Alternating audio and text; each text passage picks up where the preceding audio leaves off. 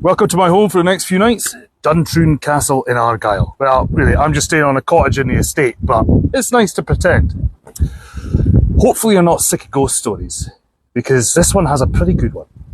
Now, it's the early 1600s. Duntrune Castle is held by the Campbells, but the MacDonalds have their eye on it. More specifically, another wild and cunning leader known as Call MacDonald. Now, he takes advantage of a moment of weakness when a lot of the Campbells were away and his men successfully stormed Duntrune Castle. There are a lot of Campbell strongholds to raid up and down the coast of Argyll, so he leaves behind a very small garrison and his favourite piper, and he heads off back out to sea. The history tells us you can't keep the Campbells down for long. They return and they take Duntrune Castle back and they kill every single MacDonald they find inside, apart from the piper, of course. They're going to need somebody to play at the celebration, no doubt. Just as the Campbells expected, Call MacDonald arrives sailing up the sea loch, thinking that Duntrune is still in MacDonald hands.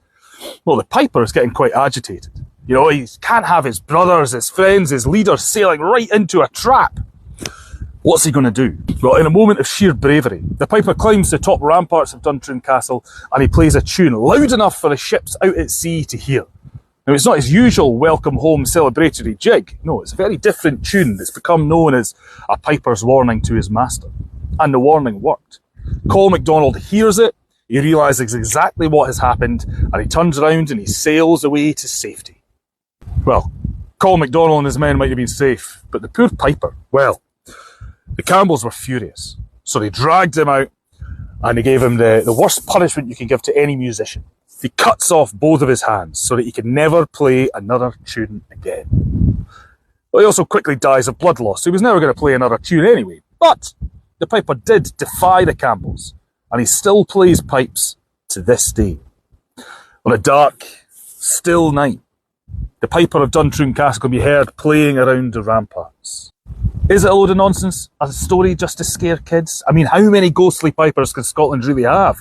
We've heard about 5 or 6 of them already this week. Well, in the 1880s, with work being done to Duntrune Castle, they dug up a skeleton of a man.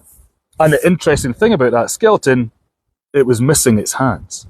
I'm going to let you make your own minds up if the story's true or not. I'm just going to keep my ears open tonight.